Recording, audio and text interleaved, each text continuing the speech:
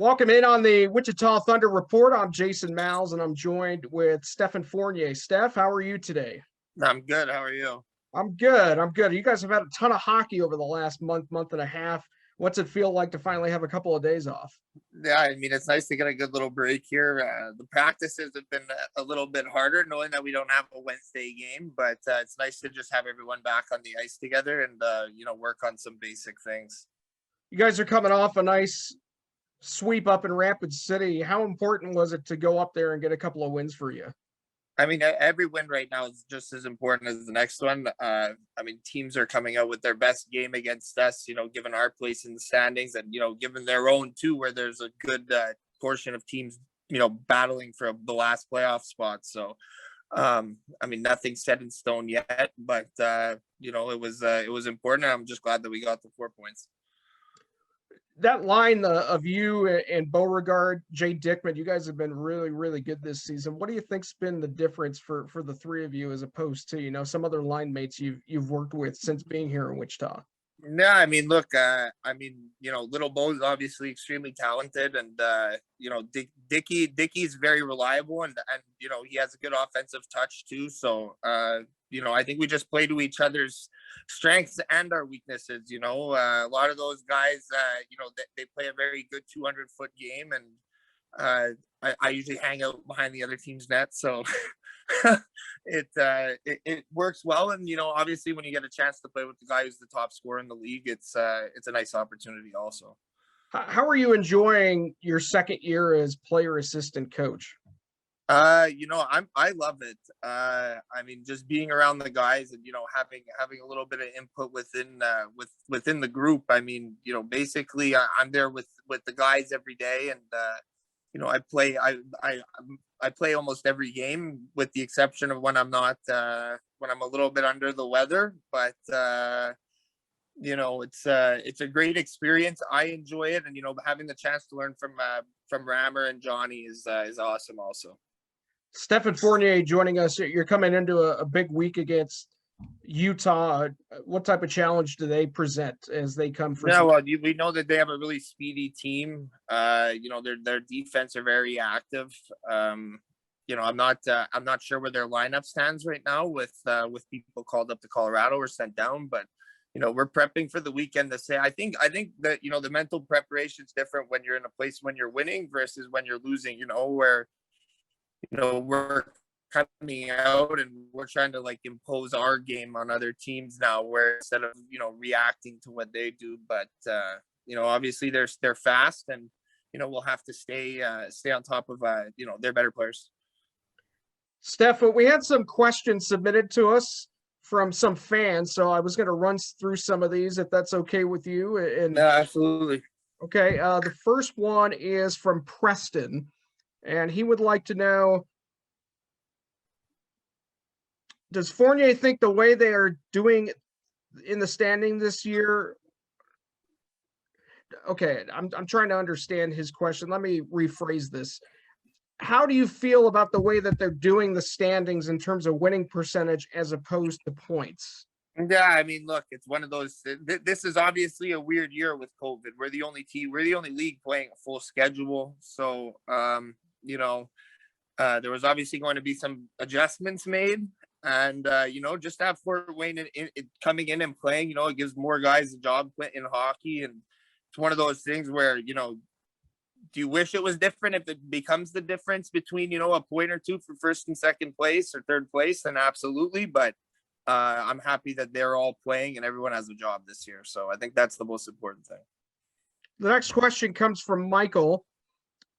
He wants to know, do you still think taking Crosby third overall in fantasy was a good idea, or do you want to admit defeat?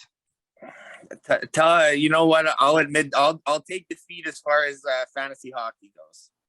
How are you doing in your fantasy league? Not great. So you know what? I'll take the L on that one and move along. I've never heard someone be criticized for picking Crosby as a bad pick, but apparently in fantasy hockey he's not the best. Apparently not. Alex would like to know, what do you think's different from this year's team as opposed to last year's squad? Experience and just the caliber of players also. I mean, last year was obviously tough with essentially starting as a new team with me being the only returning guy with Wayne Bauer. I think that we had a winning culture last year, even though I think our record might have even been better than what our team was. We carried over with the good group of the core guys that we had, and it's just progress. Starts from the top with good coaching from Rammer, good recruiting, and the additions to our team. Obviously, little Bo, Gags, White, Gennaro, even our young guys, Waddy. Everyone's happy to come to the rink, and they want to produce and they want to be a part of the win. So I think it comes down to experience and exactly that. Just better personnel. Okay, Christian's got a couple of questions. Actually, Landon's got a couple of questions, and then we'll go with Christian's. Landon wants to know, are you a dog or a cat fan? Dog guy. Dog guy, okay. Why did you choose the number 17?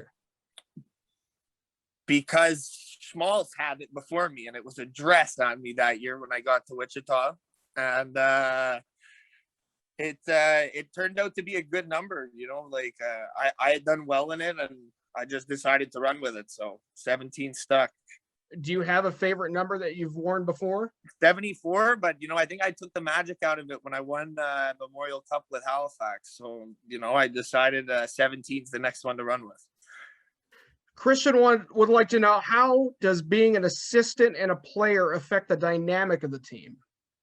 Look, I'm a liaison between the players and the coach. We have a very open coaching group too, where there's not much that's held in secret, but I'm just another person there to guide young guys and help guide the team.